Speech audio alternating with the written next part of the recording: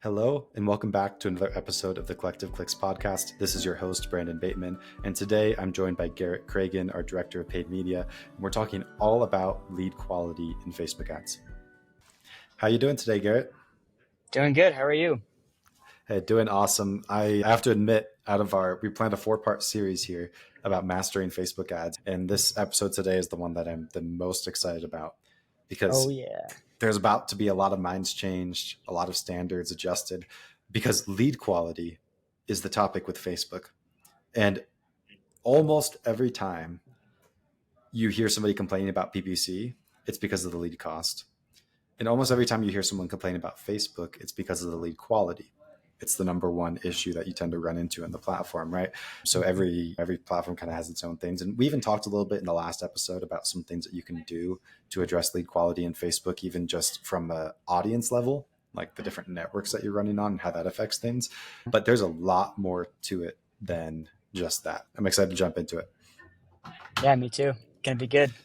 Yeah. So first question, and I'm curious how you'll answer this because there's a bit of subjectivity to this. But number one, how do you measure lead quality? And number two, what is the lead quality of Facebook? The way I think is the most standardized way of that being measured is the leads per deal. And for us on Facebook over I think it was the last year or so, right? Mm-hmm. We are seeing on Facebook about 17 leads per deal for our clients that have ads active on Facebook.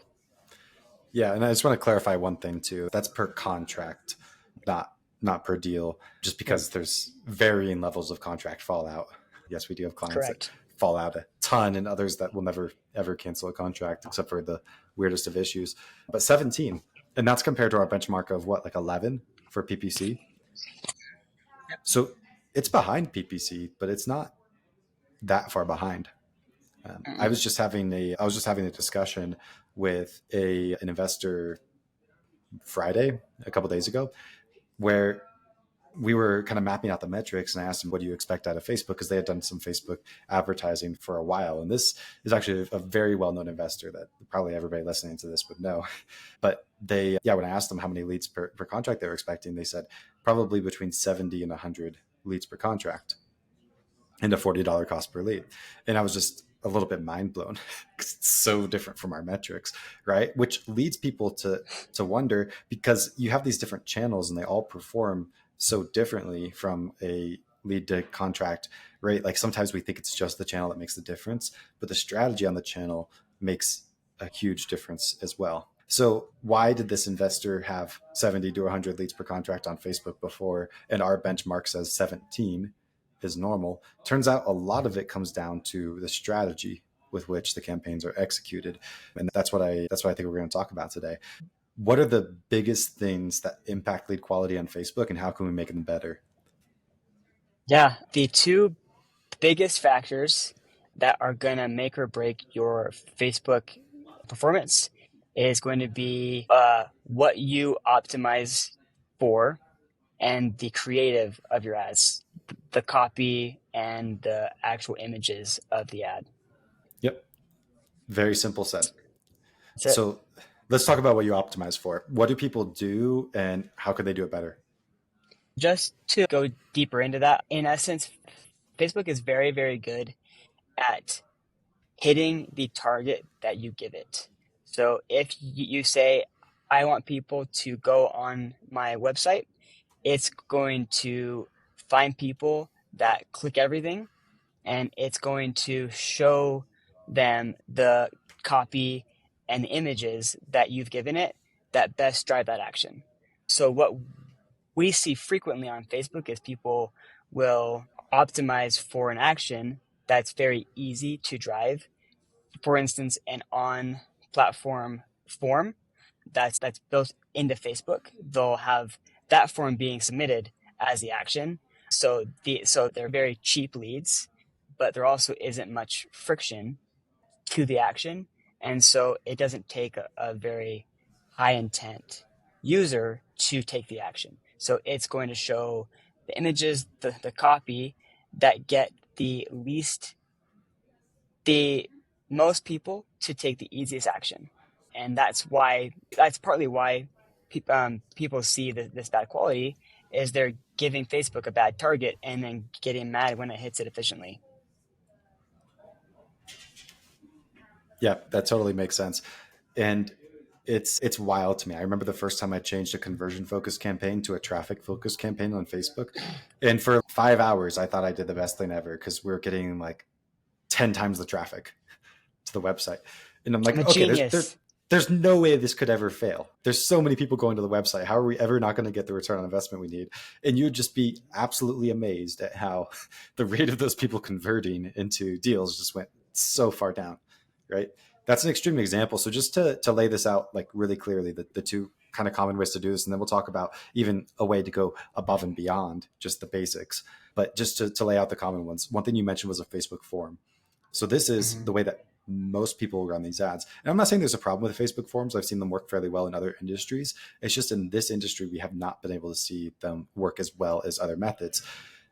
So if I were selling you on using Facebook forms right now, what I would tell you is it's the least friction that you could possibly have in the process.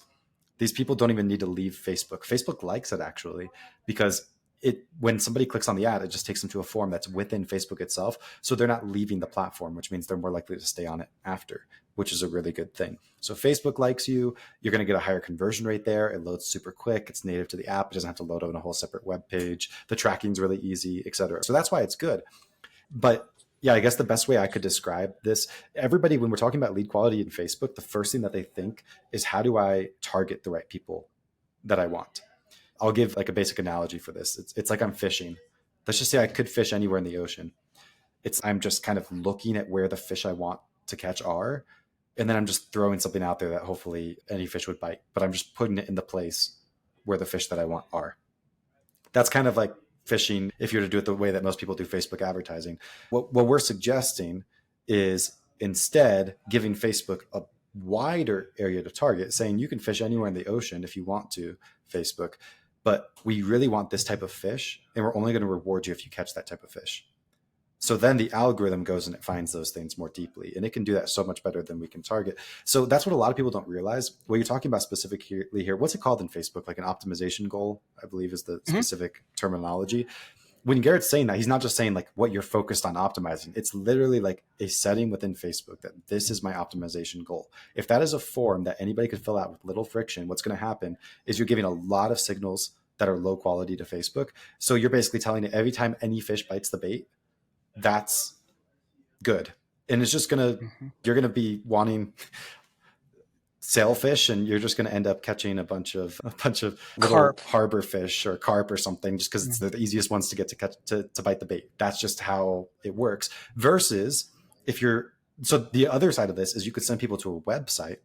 On the website, you can include a lot more information. You can qualify. You can tell people like, hey, if you're looking to sell your house, that's why you would fill out this form. Whereas on the form, you have less information that you can give, right? So it's more friction. It gets these people more qualified. It doesn't autofill their information like the Facebook forms do. But then when you get a bite, you're communicating to Facebook, hey, that was a good one. And it's actually what you want. And then it does a good job of finding more of that. So what a lot of people, like when they're thinking about how to improve lead quality on Facebook, what they think about is the targeting. What they don't realize is that especially post Facebook getting sued for equal opportunity housing regulations, especially, the best way to target is with your optimization goal.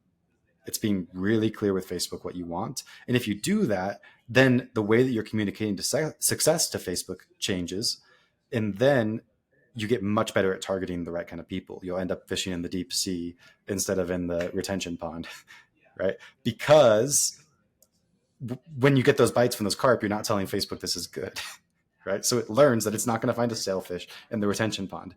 And that's what you want. You want the algorithm to get really smart. So that's just a simple explanation between the two things. So yes, you'll get more leads if you focus on the Facebook forms. In my experience, you'll get more leads and you'll get less deals. And a lot of people think you'll get all the leads that you would have gotten otherwise and then some, but that's not how it works. You'll end up targeting completely different people. You'll end up fishing in that retention pond, not in the open ocean like you want to. So anyways, that's kind of the simple distinction, but how can you take that to even another level, Garrett, beyond just getting someone to fill out a form on a website? Yeah. So just going just a bit deeper into that tactic of giving Facebook the right target, not all forms that are captured are equal, right? And what we've found is that it works very well to send people or to fire a conversion based on the answers that the person gives in their form, to give even better feedback to Facebook than not just, okay, this person clicked, came to our page, and then gave their info. They're a higher quality lead, but they also answered in a way that is like the kind of lead we want. So what we do most commonly is we ask in our form if the property is listed or is not listed. If it is listed, we still pass that lead over to our client just so that they can still work it. But we don't have that count as a conversion in Facebook. So we teach Facebook, okay, that was close, right? Like they clicked, that's great, but they didn't match our criteria for a lead. Find someone else that fits better. And so it keeps testing. And so that additional layer of refinement of what you count as a conversion helps teach Facebook even more accurately what you're looking for. And there is also the option with more volume to tie an event to things that happen inside of your CRM, where when a deal is marked as an appointment, pass that back in as a conversion and take things that much deeper, which we've been testing here already, and it works great. But the overall concept is just to give Facebook as valuable of a target as you can, and it'll hit that as efficiently as it can. Yeah, absolutely. And if this is sounding familiar to anybody listening, you probably recognize it based on us having talked about these same concepts for PPC before.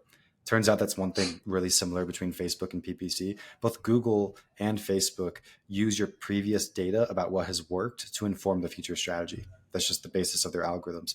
Because turns out the most predictive thing of future behavior is past behavior, right? And the more data we can gather about that, the better this can be. So to add, like you were explaining it super simply, but to add the specific vocabulary to this, that first tactic you talked about, we call lead sculpting, where you're basically cutting out the leads that don't match certain criteria. And the second one is offline conversion tracking, where you're tracking things in your CRM and tying those back into the ad platform so that it understands what generates better and worse quality leads.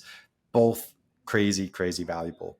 We've seen massive, I mean, obviously, if we're looking at a benchmark of 50 to 100 leads per contract, and we're averaging, like amongst our clients that are like really great closers and those that aren't as good, we're averaging altogether 17 leads per contract. It shows quite a difference in the lead quality. And so much of it has to do with the way you generate the leads specifically. And don't get me wrong, they'll get more expensive. But when you can start as a marketer thinking about what generates the most deals, not the most leads, I think you're on a really good path, because a lot of our clients, by switching to these tactics, they're actually getting less leads than they were before, yet they're doing more deals, which means what? It means less overhead in other departments in your business. And it means usually a better return on investment on your marketing. So it makes a ton of sense. And the P&L at the end of the day, although it doesn't make sense in your marketing scorecard where you're looking at how many leads can we possibly generate, right? So you have to be aware of that. You also have to make sure your acquisitions team is aware of that, because if they're used to Facebook leads being really bad leads and then you make these big switches, then they're still going to treat them like they're not that good of leads, right? You're treating it like a cold call lead basically, whereas they need to be treated like more of an inbound lead. And they're not perfect, right? You'll have varying levels of quality, but these kinds of tactics can increase the lead quality pretty significantly. Okay, so what you're tracking makes sense. Stay away from forms. On Facebook, focus on the website forms instead. Consider sculpting the leads, consider offline conversions tracking as well. And then you get really good at getting that optimization goal as close to what matters for your business as possible. What else helps with optimizing lead quality? Yep. The other arm of this tactic is going to be your ad content, the messaging and the images. What is commonly like a common like misbelief in marketing is I want to make my ad as appealing as possible to the most people.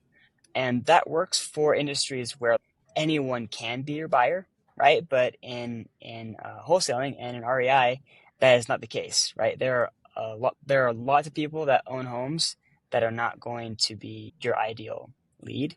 And so it's important to write your ads and design your images to appeal to only who you want to bring into your funnel, to force Facebook to show your ads to that kind of person. So if the ad is pushing very nice homes or top dollar offer type of messaging, it's going to resonate great with someone that isn't in distress and just wants to move, right? And has a nice home, but it's not going to resonate with just your buy box. So it's important that your messaging is talking about distress, it's talking about ease and convenience of the sell, not the offer, and that the images are of homes that fit the kinds of homes you buy. Hmm. I think a lot of the ways that people think about the messaging and the creative is I need to make sure this is attractive to my ideal lead, which is a good way to think about it, but they don't think about how do I make it unattractive to my unideal Mm-hmm. lead, right? You have to think about both. Because here's the crazy thing, the way that Facebook's algorithm works, if you have an ad that is attractive to a lot of people, not just your core audience. I'll give an example of this. I once worked with this. I once worked this with this company that had like a smartphone for kids. This is like before my real estate investment days. But I learned a lot about Facebook ads working with them because we were spending $40,000, $50,000 a day on Facebook ads. And we had this one video that was just absolutely hilarious, and everybody loved it. And it was our worst performing ad. Turns out our ideal customer loved it, but the problem was also everybody else loved it. So what Facebook's algorithm noticed was, hey, a lot of people like this, and it started to target more and more the people that liked the ad, which included people in market, but also included anybody else that thought it was funny. And that was massive, massive audience. So what we found was when we ran that ad, we ended up targeting a different audience. Right? A lot of times when we're thinking about creative, we just assume we're going to target whatever audience we're targeting. But you have to remember Mm-hmm. Facebook's learning based on who's responding to the ad. So you have to think not just about converting people down the funnel, but also about qualifying them. It's a different mindset. It has to be unattractive to people who aren't your ideal customer. I think where so many marketing companies go wrong with this is they only optimize for leads. So then you run a bunch of ads and then one of them just says, like, we'll give you top dollar for your house, and all the other ones talk about distress. And then which one's going to work best? Give you top dollar for your house. But then who's going to be Mm-hmm. complaining that they're getting a bunch of people motivated by price that they can't turn into wholesale deals? Like the acquisitions Yeah. people, right? And there's a Mm-hmm. disconnect, right? So you're optimizing for the thing that's different than what's actually going to get you success down the funnel. To belabor my fishing analogy, it's like your bait, right? If the algorithm needs to be really good at catching the right fish, ideally you can design bait that only the type of fish that you want to catch would bite. If you have a type of bait that any fish would bite, then what's going to happen? You're going to confuse the fisherman who's going to think that they're getting a lot of success when really they're just getting carp nibbling at their bread because you don't catch a sailfish with bread. Mm-hmm. So it's a simple concept, right? And it sounds dumb when you look at it in fishing, but from a marketing standpoint, you want that good motivated seller bait. And it should absolutely appeal really strongly, but only to a specific group of people. And what people don't realize is it'll affect your whole targeting on the front end. You will have different people that you're targeting because of that creative. And in a lot of the magic of this, we'll probably talk about in the next episode, because you have to be able to understand how the different types of creative are affecting your lead quality, and having a really good ad testing process is a big piece of that. So we'll talk about that a little bit more then, but the concept here I think is crazy important. So get the right creative, measure the right optimization goal, and the thing we talked about before is avoid audience network. In my opinion, if you do those three things, you should have a relatively low number of leads per contract on Facebook. You agree, Garrett? Anything else you'd add? Yeah, I think I would just add one thing. The So with Facebook, they have such a huge audience, right? Like it's just massive, and and of that whole audience, the piece of that's your target buyer is so small that it's much more efficient to deter the wrong people, because that's almost the entire audience, than it is to try to like only attract your buyer. And so by giving it a behavior based target of a form, and by having your ad be so unappealing to most people, that gives Facebook the much better direction than making an ad that's very appealing, because it just has such a huge audience that it takes longer for it to learn who likes it than to learn who doesn't like it. That's going to be a much more efficient play. And I think that's what this kind of comes down to. Yeah, I had a conversation with a client recently where they basically expressed a concern to me, like, Brandon, why are my ads so dull and boring? I wouldn't want to click this. And my Good. answer was, yes, I tried to make an ad so boring that only a true motivated seller would click it. That's part of the game. It's about deterring everybody else. It shouldn't be attractive. This shouldn't be something that, like, that's, you don't want this to look like an open door ad or an ad for a Mm-hmm. realtor or something like that. It has to be very clear. You have a specific audience here. It's like a bandit sign. Like, bandit signs are pretty basic. They say we buy houses and have a phone number on them. Why are they so basic? It's because if you made some like super flashy bandit sign that looks really nice and stuff, who are the kind of people that are going to be calling you? They're probably different than the kind of people that you actually want to be talking to. Of course, in bandit signs, it's less important than it is in Facebook, because in if bandit signs were the same way and all those cars driving by were the ones that call, then you would actually have different traffic on the streets based on who calls your sign. It's kind of like if bandit signs worked like Facebook ads. That's how Mm-hmm. Facebook ads work. It doesn't work that way in bandit signs. You can still put them like in the right places. But I guess my point is you have to be so conscious of those things, because yeah, you're looking for 2% of the real estate market. That's your target. And you gotta, even if you block out most of the 98%, that's not your target, but you still are left with 2%, you'll have as many bad leads as you do good leads. So you have to be really careful to block it out really effectively. So that's all we have for lead quality today.